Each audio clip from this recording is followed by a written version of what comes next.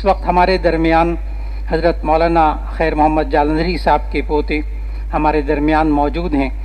حضرت مولانا خیر محمد جالندھری صاحب رحمۃ اللہ علیہ کا تعلق جامعہ شفیعہ سے بہت گہرا رہا۔ حضرت مولانا مفتی حسن صاحب بانی جامعہ شفیعہ سے بہت گہرا تعلق رہا، اور مولانا خیر محمد جالندھری صاحب رحمۃ اللہ علیہ حکیم الامت حضرت مولانا اشرف علی صاحب تھانوی رحمۃ اللہ علیہ کے برگزیدہ خلیفہ بھی تھے، اجل خلیفہ تھے، اور پھر ان کے بیٹے حضرت مولانا محمد شریف جالندھری صاحب رحمۃ اللہ علیہ کا بھی تعلق حکیم الامت حضرت مولانا اشرف علی صاحب تھانوی رحمۃ اللہ علیہ سے تھا۔ آج مولانا خیر محمد صاحب کے پوتے مولانا محمد شریف جالندھری رحمۃ اللہ علیہ کے بیٹے ناظم اعلیٰ وفاق المدارس العربیہ شیخ الحدیث و محتمم جامعہ خیر المدارس جناب حضرت مولانا قاری محمد حنیف جالندھری صاحب ہمارے درمیان موجود ہیں۔ التماس ہے کہ وہ تشریف لائیں اور ہم سب کو اپنے ناصحانہ کلمات سے نوازیں۔ جناب ناظم اعلیٰ وفاق المدارس العربیہ شیخ الحدیث و محتمم جامعہ خیر المدارس جناب حضرت مولانا قاری محمد حنیف جالندھری صاحب دامت برکاتہم۔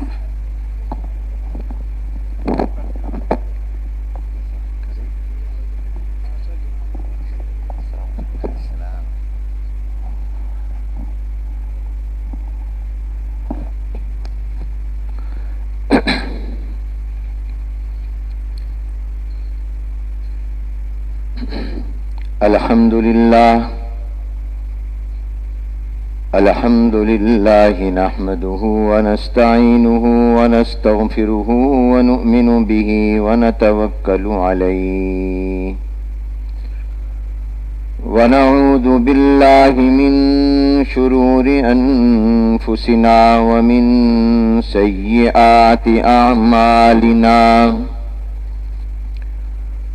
من يهده الله فلا مضل له ومن يضلله فلا هادي له ونشهد أن لا إله إلا الله وحده لا شريك له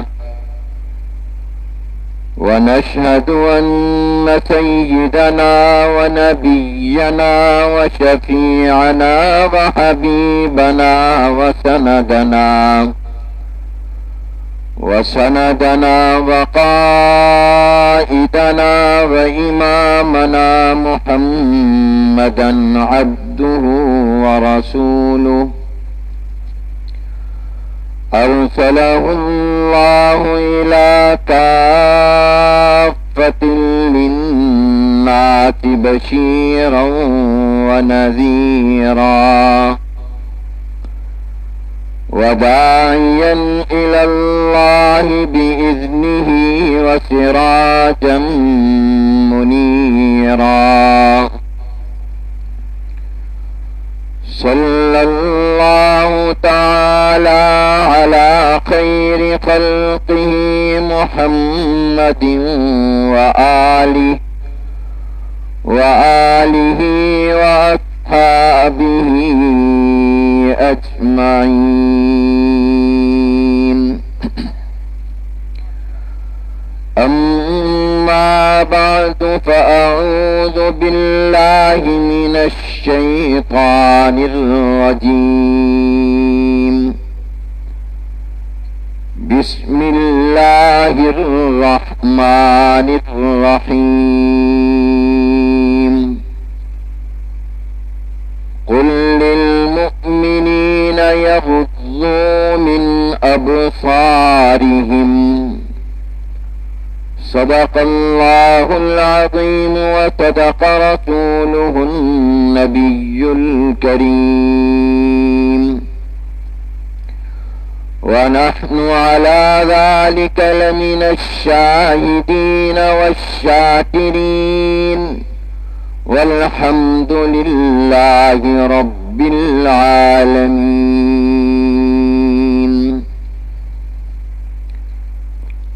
قابل صد احترام حضرات علماء کرام، بزرگان مکرم، برادران اسلام اور طلباء عزیز، السلام علیکم ورحمۃ اللہ وبرکاتہ۔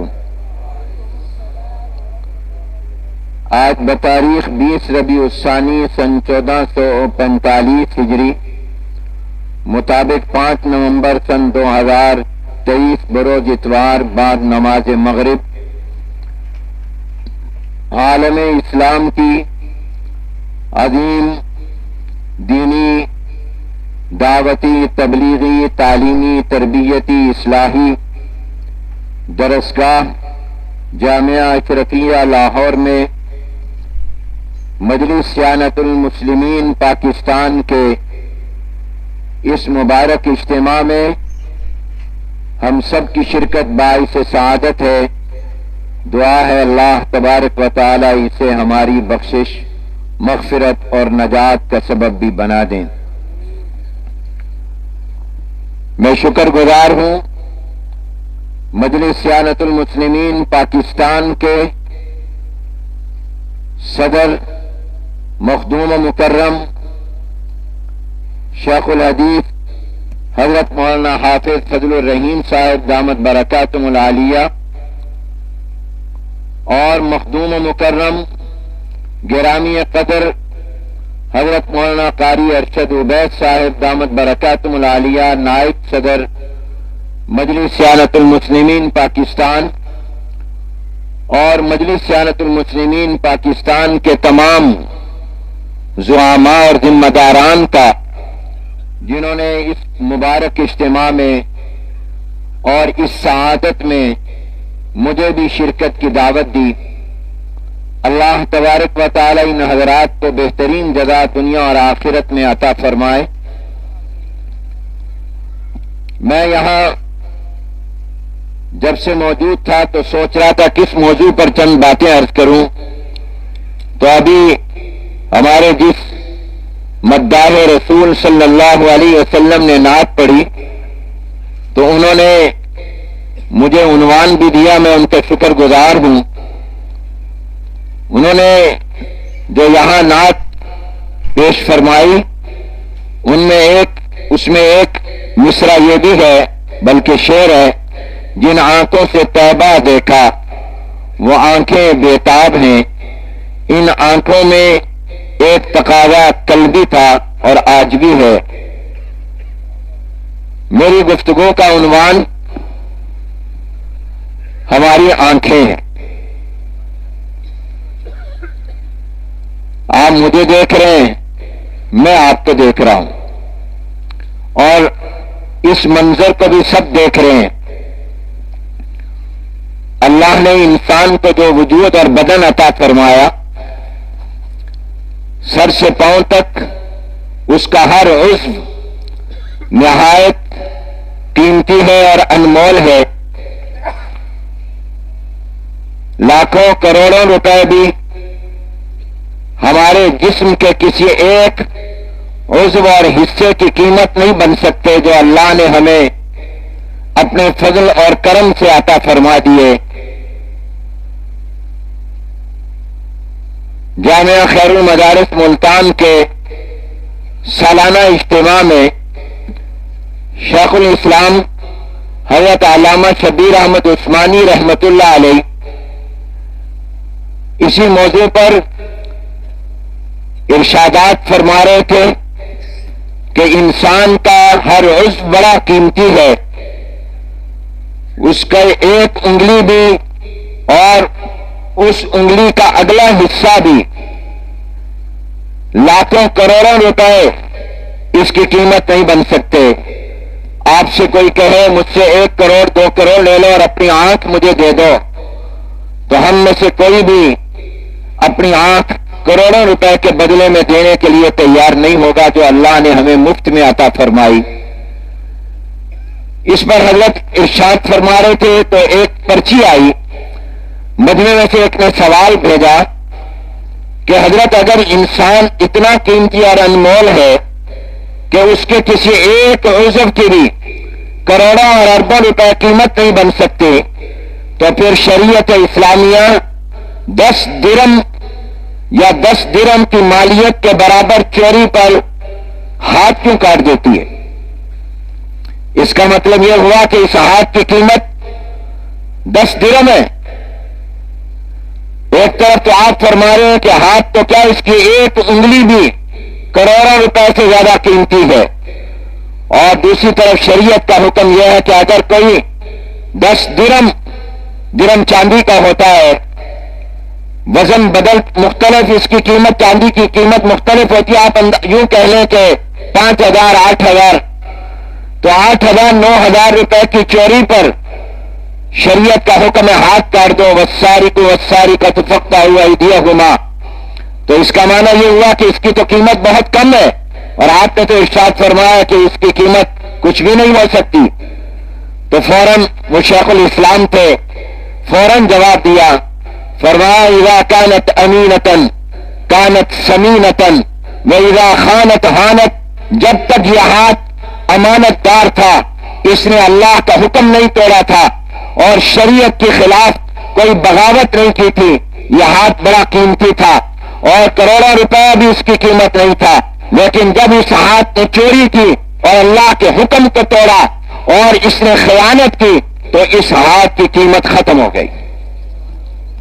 اذا كانت امینۃ كانت سمینۃ واذا خانت ہانت. اللہ نے مجھے اور آپ کو جو وجود اور اعضاء عطا فرمائے ہیں، یہ اتنے قیمتی اور انمول ہیں کہ لاکھوں کروڑوں روپے بھی اس کی قیمت نہیں بن سکتے. وقت نہیں کہ میں ہر ایک کی تفصیل عرض کروں، اس کی اہمیت آپ کے سامنے رکھوں. اللہ نے مجھے اور آپ کو جو آنکھیں دی ہیں، یہ کتنی بڑی اللہ کی نعمت ہے، اور ان آنکھوں کی ہم نے کوئی قدر نہیں کی. میں جو کچھ اپنے دل و دماغ میں محفوظ کرتا ہوں وہ آنکھوں سے دیکھ کر کرتا ہوں. آپ طلبا بخاری شریف کھول کر پڑھتے ہیں، ترمذی پڑھتے ہیں، تمام کتب پڑھتے ہیں. یہ آنکھیں ہیں جو آپ کی مددگار ہیں کہ آپ اس کو پڑھ رہے ہیں. آپ استاد کے سبق کو لکھ رہے ہیں، یہ آپ کی آنکھیں ہیں کہ آپ اس کو لکھ رہے ہیں. اگر آنکھیں نہ ہو آپ کتاب کی عبارت نہیں پڑھ سکتے. اگر آنکھیں نہ ہو آپ سبق کو لکھ نہیں سکتے. اگر آنکھ نہ ہو آپ چیزوں کو پہچان نہیں سکتے. اگر آنکھ نہ ہو تو آپ کسی کے سہارے کے بغیر چل نہیں سکتے. یہ اللہ نے اتنی بڑی نعمت آنکھوں کی دی ہے. ان آنکھوں کی ہم نے آج تک قدر نہیں کی، ہم نے ان آنکھوں کا صحیح استعمال نہیں کیا. یہ آنکھ اتنی قیمتی ہے کہ اگر یہی آنکھ نبی اکرم صلی اللہ علیہ وسلم کے چہرہ انور پر پڑ جائے تو یہ آنکھ کا دیدار اس کو صحابی بنا دیتا ہے. یاد رکھیے، اگر کسی نے ایمان کی نگاہ سے، کسی نے محبت اور عقیدت کی نظر سے جناب نبی کریم صلی اللہ علیہ وسلم کو ایک مرتبہ بھی دیکھ لیا، خواہ اس نے حضور علیہ السلام کی زبان مبارک سے کچھ نہ سنا ہو، خواہ اس نے حضور علیہ السلام سے خود کوئی بات نہ کی ہو، اس کو حضور سے کوئی بات کرنے یا سننے کا موقع نہ ملا ہو، صرف حضور علیہ السلام کے چہرے پر ایمان کے ساتھ نظر ڈال دی ہو، تو یہ آنکھیں اتنی بڑی نعمت ہے کہ ان آنکھوں سے ایک مرتبہ دیکھنا اسے صحابی بنا دیتا ہے. اور میرے عزیز طلبا، صحابی کے لیے حضور علیہ السلام کی کسی حدیث کو نقل کرنا کوئی شرط نہیں ہے، کوئی روایت بیان کرنا شرط نہیں ہے. صحابی کے صحابی بننے کے لیے لازمی نہیں ہے کہ وہ جناب نبی کریم صلی اللہ علیہ وسلم کا کوئی قول یا عمل مبارک نقل کرے گا تو وہ صحابی بنے گا. اس کا دیکھ لینا کافی ہے کہ اگر صحابی کی نظر حضور کے چہرے انور پر پڑی، بشرطے کہ محبت سے ہو، عقیدت سے ہو، ایمان سے ہو، عظمت سے ہو. ورنہ تو مشرکین مکہ نے 53 سال تک حضور علیہ السلام کو دیکھا ہے، مگر ان کی آنکھوں کے دیکھنے نے ان کو صحابی تو کیا مومن بھی نہ بنایا. مومن بنتے تو صحابی بھی بن جاتے. اس دور کے اندر تو دیکھنا بھی صحابیت کے مقام پر پہنچا دیتا تھا، لیکن ایمان اور محبت کی نظر سے دیکھنا یہ اتنا قیمتی ہے کہ اس نے صحابی کو صحابی بنا دیا. بھلے وہ کوئی حضور علیہ السلام کی روایت نقل کرے نہ کرے، حضور علیہ السلام کی کوئی حدیث نقل کرے یا نہ کرے، حضور علیہ السلام کی کوئی بات نقل کرے یا نہ کرے، حضور علیہ السلام سے بات کرنے کا موقع ملا ہو یا نہ ملا ہو، بس حضور علیہ السلام کو محبت اور ایمان کی آنکھ سے دیکھ لیا تو یہ آنکھیں اتنی بڑی نعمت ہے کہ اس کو صحابی بنا دیتی ہیں. اگرچہ نابینا بھی صحابی بنتا ہے. صحبت پالے مگر اکثریت آنکھوں والی ہے تو اس آنکھ سے دیکھنا بھی صحابی بنا دیتا ہے. پھر اسی صحابی کو اگر ایمان کی نگاہ سے کوئی بعد میں دیکھ لے تو وہ تابعی بن جاتا ہے، اور تابعی کو اسی آنکھ سے کوئی دیکھ لے تو وہ تبع تابعی بن جاتا ہے. تو صحابی نے رسول اللہ کو دیکھا تو وہ صحابی بن گئے، تابعی نے صحابی کو دیکھا تابعی بن گئے، اور تبع تابعی کو تبع تابعی نے دیکھا وہ تبع تابعی بن گئے. میرے دوستو، یہ آنکھیں اتنی قیمتی ہیں کہ ماہر نفسیات کہتے ہیں انسان آنکھ سے بنتا ہے. اس جملے کو نوٹ کیجئے، غور کیجئے اس پر کہ انسان آنکھ سے بنتا ہے. بچپن میں بچہ اپنے ماں باپ کو جو کرتا دیکھتا ہے وہی اخلاق و اعمال اختیار کرتا ہے. اگر بچہ بچپن میں ماں کو نماز پڑھتے دیکھتا ہے تو نماز پڑھتا ہے، قرآن پڑھتے دیکھتا ہے قرآن پڑھتا ہے. اور اگر وہ ماں باپ کو ٹیلی ویژن دیکھتے ہوئے دیکھتا ہے، وہ ناچ اور گانا اور وہ رقص کو دیکھتا ہے تو وہی چیزیں وہ خود بھی اپناتا ہے. میں چند دن جب دل کا ایک عارضہ پیش آیا تو اپنے گھر میں نماز، ڈاکٹر نے منع کیا کہ نماز گھر میں پڑھیں، تو میرا چھوٹا پوتا ہے، وہ تقریباً کوئی زیادہ عمر نہیں، تھوڑی سی عمر ہے، 2 سال 3 سال کی عمر اس کی ہے. تو میں گھر میں نماز پڑھتا تو وہ جب مجھے نماز کے وقت میں نماز پڑھتا دیکھتا، میرا بیٹا میرے ساتھ ہوتا، ہم گھر میں جماعت کراتے، تو وہ میرا پوتا چند دن یہ منظر دیکھتا رہا. اور پھر جب بھی نماز کا وقت آتا تو میرے کمرے میں آتا، کہتا ابو جان آپ نماز پڑھ لیں. ابو جان میں جائے نماز بچھاتا ہوں. خود جائے نماز اٹھاتا، جائے نماز بچھاتا اور میرے ساتھ کھڑے ہو جاتا، رکوع کرتا اور سجدہ کرتا. اور کیوں؟ اس لیے کہ اس نے بچپن میں جو دیکھا وہ اس کے دماغ میں بیٹھ گیا، اور بچپن کی چیز بچپن تک جاتی ہے. انسان کو اس کی آنکھ بناتی ہے. جو آنکھوں سے دیکھے گا وہی وہ کرے گا، وہی اس کے اخلاق اور اعمال ہوں گے، وہ انہی کو اختیار کرے گا. اگر میں اور آپ اپنی ان آنکھوں سے فلمیں دیکھیں گے، ڈرامے دیکھیں گے، اس کے اثرات ہم پر پڑیں گے، ہمارے اخلاق پر بھی اور ہمارے اعمال پر بھی. اور اگر ہم اپنی ان آنکھوں سے اللہ والوں کو دیکھیں گے، ہم اپنی ان آنکھوں سے قرآن کو دیکھیں گے، ہم اپنی ان آنکھوں سے اولیاء اللہ کو دیکھیں گے اور نیک اعمال کو دیکھیں گے، ہم لوگوں کو قرآن پڑھتا ہوا دیکھیں گے تو اسی کا ہم پر اثر پڑے گا. بہت سے ماں باپ گلا کرتے ہیں اولاد نافرمان ہے، اولاد بے نمازی ہے، اولاد قرآن نہیں پڑھتی. آپ نے اس کو دکھایا کب ہے نماز؟ آپ نے دکھایا کب ہے اس کو قرآن کہ آج آپ اس کا گلا اور شکوہ کر رہے ہیں؟ اگر کسی گھر میں ماں باپ اپنے بچوں کو قرآن پڑھتا ہوا دکھائیں گے، نماز پڑھتے ہوئے بچہ ان کو دیکھے گا، یقیناً وہ کہے نہ کہے بچے پر اس کے اثرات ہوں گے. اس لیے ماہر نفسیات نے کہا انسان آنکھوں سے بنتا ہے. اگر لاشعوری کے زمانے میں جب بچپن میں وہ آنکھ سے دیکھی ہوئی چیز کو دل و دماغ میں محفوظ کر کے اپنانے کی کوشش کرتا ہے تو پھر کیا خیال ہے جب وہ شعور کی دنیا میں پہنچے گا تو اس وقت میں اگر کچھ دیکھے گا تو اس کو نہیں اپنائے گا؟ اسے بھی یقیناً اپنائے گا. جب وہ شعور کی زندگی میں پہنچے گا، جب وہ شعور کی دنیا میں پہنچے گا تو اس وقت بھی وہ اس کو اپنائے گا. فرمایا گیا کہ اگر کوئی شخص بیچارہ ضعیف ہے، بوڑھا ہے، بیمار ہے، خانہ کعبہ کا طواف نہیں کر سکتا، بیت اللہ کا طواف نہیں کر سکتا، وہ بیٹھ کر بیت اللہ کو دیکھتا ہی رہے، اس کو دیکھنے پر اللہ طواف کا ثواب عطا فرما دیں گے. یہ ہے وہ دیکھنا، یہ ہے وہ دیکھنا کہ اگر کوئی ماں باپ کو محبت کی نظر سے دیکھتا ہے اور عزت اور ادب اور احترام کی نگاہ سے دیکھتا ہے تو فرمایا اس دیکھنے پر اللہ حج مقبول کا ثواب عطا فرما دیتے ہیں. یہاں کتنی بڑی نعمت ہے. اگر ایک دن میں 1 سے زیادہ مرتبہ 100 بار بھی دیکھا تو فرمایا 100 حج کا ثواب اس کو مل جائے گا. اور حج بھی کوئی عام حج نہیں ہے، مقبول حج کا ثواب مل جائے گا. یہ وہ نگاہ ہے جس نے آپ کو حج کا ثواب دلوا دیا، جس نے آپ کو حج مقبول کا ثواب اور اجر دلوا دیا. میرے عزیزوں، جب تک تم ان آنکھوں سے اللہ والوں کو دیکھو گے، نیک لوگوں کو دیکھو گے، اپنے اساتذہ کو دیکھو گے، اپنے بزرگوں کو دیکھو گے، اپنے مشائخ کو دیکھو گے، اور جب تک اپنی آنکھوں کی حفاظت کرتے ہوئے نیک اعمال اور اخلاق کو دیکھو گے تو وہی چیزیں تم اپناؤ گے۔ اور اگر خدا نخواستہ ان آنکھوں سے ہم نے کسی کو غلط حرکتیں کرتے ہوئے دیکھا تو پھر ہمارے اندر بھی وہی چیزیں آئیں گی جو ہم اپنی آنکھوں سے دیکھیں گے۔ دل بعد میں متاثر ہوتا ہے، آنکھ جو کچھ اور کان جو کچھ دل تک پہنچاتے ہیں وہی دل کے اندر جاتے ہیں۔ دل اثر قبول کرتا ہے بعد میں، پہلے آنکھ ہے۔ آنکھ کہیں لگتی ہے تو اس کی محبت دل میں آ جاتی ہے، اور اس محبت سے دل اس کا دیوانہ ہو جاتا ہے، بیگانہ بھی ہو جاتا ہے۔ اس لیے میرے عزیزوں اور دوستوں، اس نے بھی کہا جن آنکھوں سے توبہ دیکھا وہ آنکھیں بےتاب ہیں۔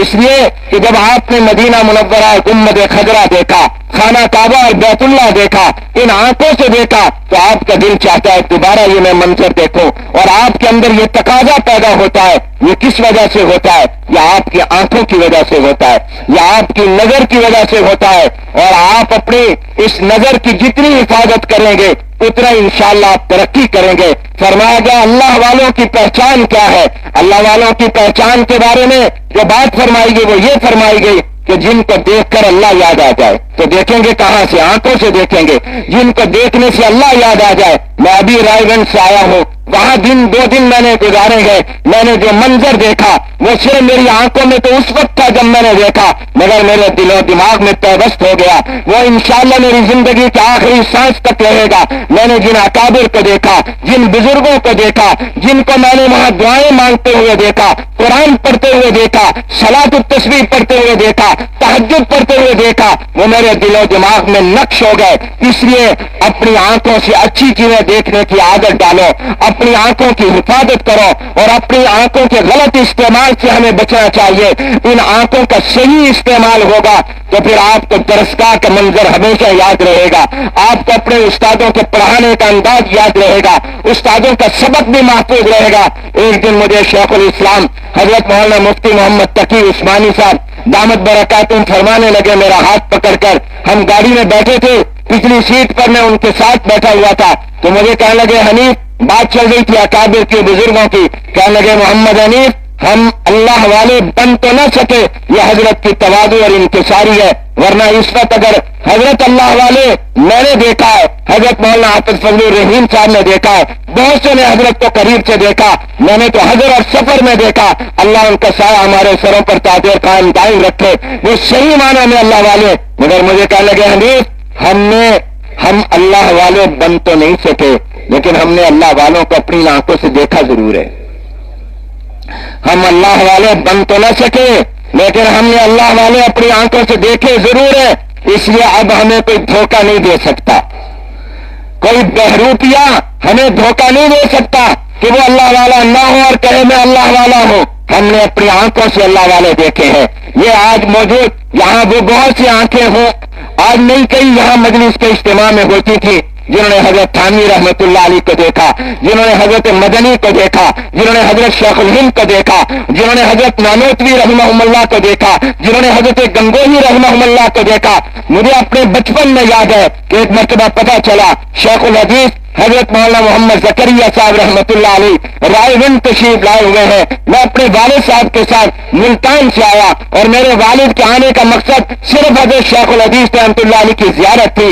رائے گنج پہنچے تو بہت لمبی لمبی لائنیں لگی ہوئی تھی، کیا اللہ والے ہوتے ہیں۔ ابھی مجھے ڈاکٹر صاحب صدیقی صاحب ایک نقطہ بیان کر رہے تھے تو میرے دل میں بھی ایک نقطہ آیا، انہوں نے تو مجھے بیان کیا، میں آگے آپ کو سنا دیتا ہوں اور میں بھی مجمع میں ہی بیان کر دیتا ہوں تاکہ آپ دونوں کو انشاءاللہ اگر ہے تو اللہ کی طرف سے۔ انہوں نے کہا کہ ایک مرتبہ ایک وزیر اعظم ایک تقریب میں موجود تھے اور وہاں قاری نے یہ آیت تلاوت کی، تبارک الذی بیدہ الملک وہو علی کل شیء قدیر، بابرکت ہے وہ ذات جس کے قبضہ قدرت میں بادشاہت ہے اور وہی ہر چیز پر قادر ہے۔ کہتے میں نے کہا کہ وزیر اعظم صاحب ابھی اختیارات کی بات کر رہے تھے، اس آیت نے بتا دیا کرسی اور بادشاہت بھی اللہ کے قبضے میں ہے، اختیار بھی اس کے قبضے میں ہے۔ بیدہ الملک سے کرسی اور اقتدار معلوم ہوا، اور وہ اعلیٰ کل شیء قدیر سے اختیار معلوم ہوا، تو اختیار بھی اللہ کے پاس ہے اور بادشاہت اور اقتدار اور کرسی بھی اس کے پاس ہے۔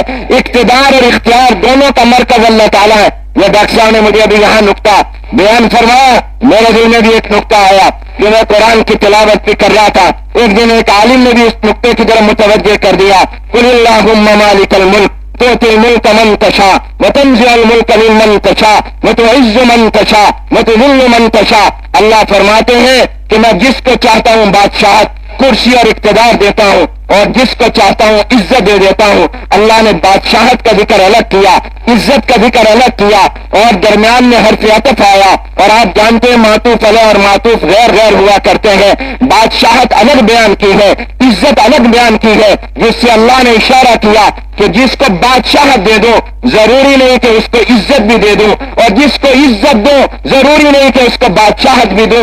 ایسا بھی ہو سکتا ہے کہ کسی کو بادشاہت بھی دے دو، عزت بھی دے دو، اور کسی کو نہ بادشاہت دو نہ عزت دو، اور کسی کو بادشاہت دے دو عزت نہ دو، عزت دے دو بادشاہت نہ ہو۔ آپ جو مادے نکالا کرتے ہیں یہاں بھی وہ مادہ اجتماعی بھی نکلتے ہیں، مادہ اشتراکی بھی نکلتے ہیں، یہ تمام چیزیں یہ بیان فرمائیں۔ تو جب میں غور کرنے لگا، ایک عالم نے بھی ایک اپنے بیان میں اس کو کہا کہ واقعہ یہی ہے کہ اللہ جس کو چاہتا ہے دونوں دے دیتا ہے، جس کو چاہتا ہے ایک بادشاہ دیتا عزت نہیں دیتا، عزت دے دیتا ہے بادشاہت نہیں دیتا۔ دونوں دے دی حضرت سلیمان علیہ السلام کو، اللہ نے بادشاہت بھی دے دی، نبوت سے بھی سرفراز فرمایا، عزت بھی عطا کر دی۔ داؤد علیہ السلام کو بادشاہت بھی دے دی، عزت بھی دے دی۔ یوسف علیہ السلام کو بادشاہت بھی دے دی، تخت مصر پر بھی بٹھا دیا، عزت بھی عطا فرما دی۔ اور اللہ کبھی کسی کو صرف عزت دے دیتا ہے، بادشاہت نہیں۔ یہاں تو دونوں تھی، اور کہیں صرف بادشاہت ہوتی ہے، عزت نہیں۔ جیسے آپ غور کیجئے کہ فرعون کو اللہ نے بادشاہت دے دی، موسیٰ علیہ السلام کو اللہ نے عزت عطا کر دی۔ سیدنا حسین رضی اللہ تعالیٰ عنہ کو عزت دے دی، یزید کو بادشاہت دے دی۔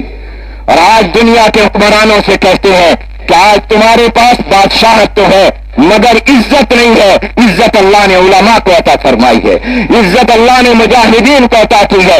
آج عزت امریکہ کے پاس نہیں ہے، آج اسرائیل کے حواریوں کے پاس نہیں ہے، آج ظالم کا ساتھ دینے والوں کے پاس نہیں ہے، ظالموں کے پاس عزت نہیں ہے۔ ان کے پاس ان کے پاس ٹیکنالوجی ہے، میزائل ہے، بم ہے، ان کے پاس دنیا کا اقتدار ضرور موجود ہے، لیکن ان کے پاس عزت نہیں ہے۔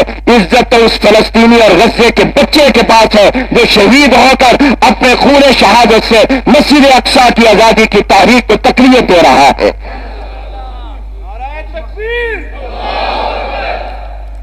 آنکھیں جھکتی ہیں ان شہدائے غزہ کی، ان کی قربانیوں کو دیکھ کر آنکھیں جھک جاتی ہیں۔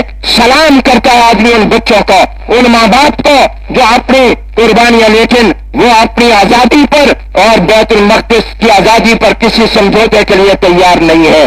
یہ اللہ نے ان کو عزت عطا فرمائی ہے۔ تو میرے دوستوں، ضروری نہیں ہوتا یہ عزت اللہ والوں کی جوتیوں میں ہوتی ہے، یہ عزت بادشاہوں کے پاس نہیں ہوا کرتی، اسی بادشاہ کے پاس ہوتی ہے جس کا تعلق اللہ والوں سے ہوا کرتا ہے۔ تو بہرحال میں بات یہ عرض کر رہا تھا کہ اپنی اس نظر کو دیکھیے، آج جو منظر فلسطین اور غزہ میں خون کا اور وہاں جو بارود مار پھینکا جا رہا ہے، جو ظلم کیا جا رہا ہے، آپ کا کیا خیال ہے کہ فلسطین اور غزے کا جو بچہ اپنے ماں باپ کی لاش کو دیکھ رہا ہے، ماں باپ جو اپنے بچے کے ٹکڑے دیکھ رہے ہیں، کیا ان کی آنکھیں اس منظر کو بھلا دیں گی؟ یہ منظر کبھی نہیں ان کو بھولے گا، یہ ان کی آنکھوں سے دل و دماغ میں محفوظ ہو گیا۔ ان کی آگے نسلیں آئیں گی تو ان شہداء کے نقش قدم پر چلیں گی، وہ بھی اس مسجد اقصی اور بیت المقدس کی آزادی کے لیے جانوں کے نذرانے انشاءاللہ پیش کریں گے۔ تو میرے دوستوں اور عزیزوں، یہ آنکھ اللہ کی بڑی نعمت ہے۔ اس آنکھ سے قرآن کو دیکھو، اس آنکھ سے بیت اللہ کو دیکھو، اس آنکھ سے گنبد خضرا کو دیکھو، اس آنکھ سے اللہ والوں کو دیکھو، اس آنکھ سے مساجد کو دیکھو، اس آنکھوں سے مدارس کو دیکھو، ان آنکھوں سے حدیث کے درس کے منظر کو دیکھو، ان آنکھوں سے آپ وہ دینی مناظر دیکھو، ان آنکھوں سے نماز لوگوں کو پڑھتا دیکھو۔ اپنی ان آنکھوں کی حفاظت کرو۔ آج یہ موبائل جو آ گیا ہے، ہم سمجھتے ہیں بازار میں راہ چلتے کسی کو عورت کو نہ دیکھیں، किसी नामहरम को न देखें। नहीं मेरे दोस्तों, इस मोबाइल में जो कुछ है उनको भी देखना, जो इसमें भी खिलाफ शरीयत चीजें हैं उनको देखना भी नाजायज और हराम है। अल्लाह मुझे और आपको नजर की हिफाजत नसीब फरमाए। व आखिर दावाना अनिल हम्दुलिल्लाहि रब्बिल आलमीन। वक्त चूंकि मुख्तसर है, बहुत से हजरात का बयान होना है, वरना मैं ये भी अर्ज करना चाहता था कि एक चेहरे की आंखें हैं और एक दिल की आंखें हैं, और दिल की आंखें अल्लाह ने हकीमुल उम्मत हज़रत थानवी रहमतुल्लाह अलैह और हमारे अकाबिर को अता फरमाई थी। जो आपने डॉक्टर साद सिद्दीकी साहब से सुना, नमाज से पहले उन्होंने 1927 में ही पाकिस्तान देख लिया था। ये दिल की आंखें थी, वो दिल की नजर से देखते हैं। हमारे वफाक के पहले सदर मौलाना शमसुल्लाह कफवानी रहमतुल्लाह अलैह ने 1959 में देख लिया था, और खैरुल मदारिस की मजलिस शूरा में, बल्कि विफाक की मजलिस शूरा में, जिसमें हजरत मुफ्ती मोहम्मद हसन साहब रहमतुल्लाह अलैह, हजरत बिन्नौरी रहमतुल्लाह अलैह, हजरत मुफ्ती महमूद रहमतुल्लाह अलैह, बड़े बड़े अकाबिर वहां मौजूद थे। मेरे जद्दी हमदर्द हजरत मौलाना खैर उनसा रहमतुल्लाह अलैह मौजूद थे। फरमाया उलमा, आने वाले दौर में तुम्हारा मुकाबला यहूदियत और ईसाइयत के साथ नहीं होना, तुम्हारा मुकाबला मगरबियत के साथ होना है। ये वो दिल की निगाह है, ये वो बसीरत है जो अल्लाह मोमिन को देता है। वमा अलैना इल्लल बलाग।